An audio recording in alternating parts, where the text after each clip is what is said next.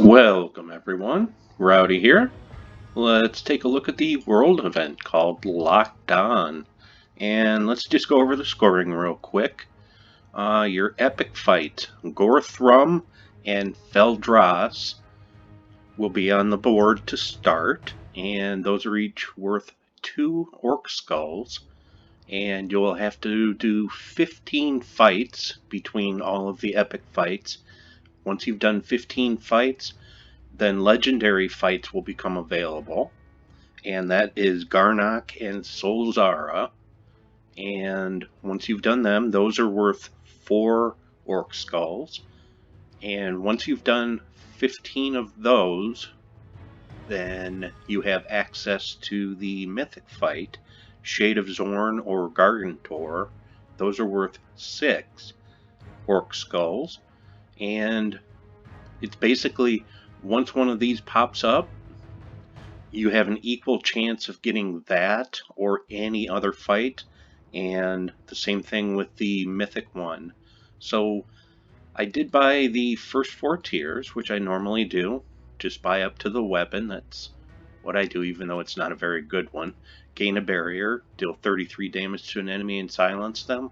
And supposedly the traits on the weapon are not what they said they would be.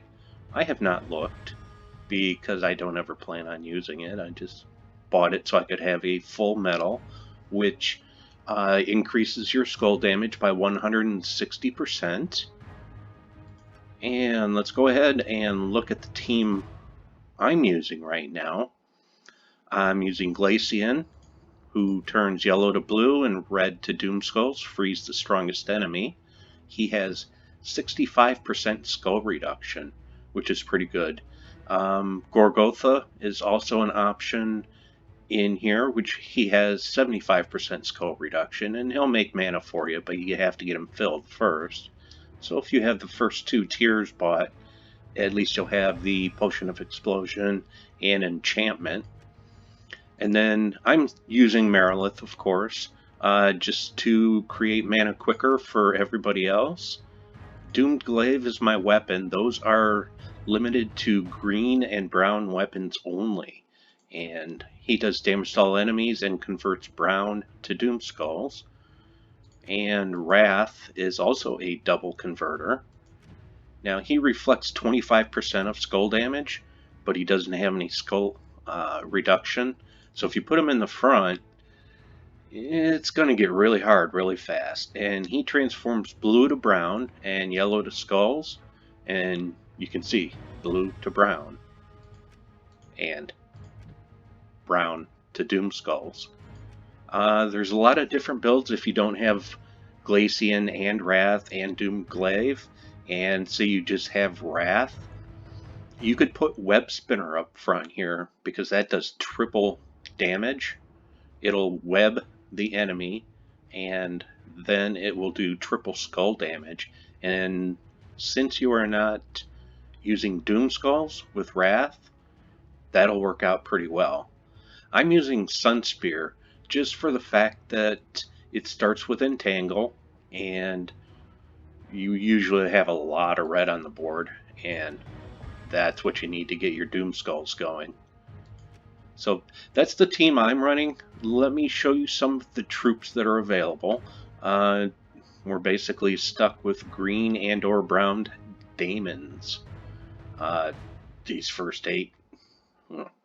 If you don't have Glacian and Wrath, you're going to have to go spell damage, unfortunately. And they just did not give a lot of options for, spell creators. So Glacian, yeah, if you have them, use them.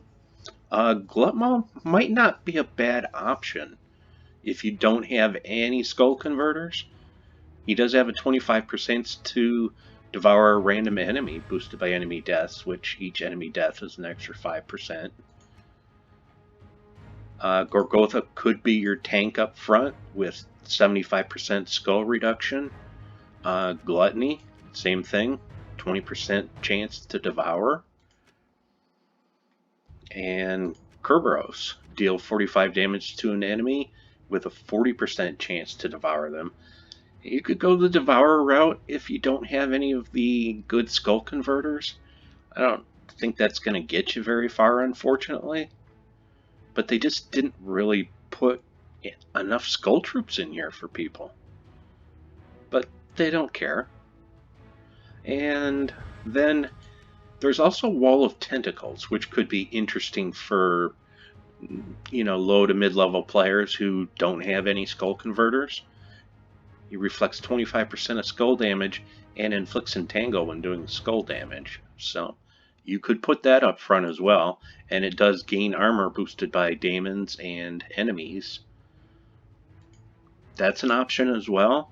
It's really hard for me to make a team for the low and mid-level players without knowing what they have. And here's Web Spinner here. He is a legendary, but he does damage to all enemies and poisons them, creates 9 green gems, inflicts web when doing skull damage. He actually inflicts web first, and then triple skull damage to poison and web to enemies. Interesting. And then some of the weapons that could be useful if you don't have a skull converter might be black manacles. There were a few more here that could be interesting. Depends on whether you have Doomed Glaive or Doomed Club. Those do create Doomed Skulls based upon, that one's green and that one's brown. You could go Ursh Fury or Mang if you have Web Spinner up front, and then if you do have Ursh Fury, you could put that behind it and just take whatever skulls the game is going to give you. That would work as well. Essence of Evil might not be a bad idea. Just keep the troop in front completely done while you work on them with spell damage. And then another couple interesting things would be you could put Jar of Eyes somewhere near the back here, or Life and Death, and explode brown gems to create mana, and if something dies, create an All-Seeing Eye troop. Or you could go with Life and Death and just try and tank it out and just keep stealing life from the bottom 2 enemies. And Mang is also an option. Mountain Crusher, another good option just for mana gen. And I believe there was one more I looked at in here that could be somewhat useful.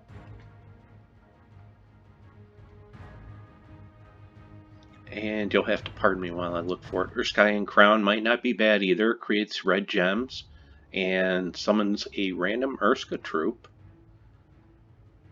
And these are all in the supposition that you don't have any skull converters. If you have the event weapon Writhing Staff, deal 45 scatter damage, create 8 skulls, and tangle the first enemy. That's another way to get some skulls on the board as well. So, unfortunately, that's the best I have for you today. I will put the code for this team in there. Feel free to switch up a few troops if you need to. And have a great day. Thanks for watching. If it helped, throw me a like, and I'll talk to you later.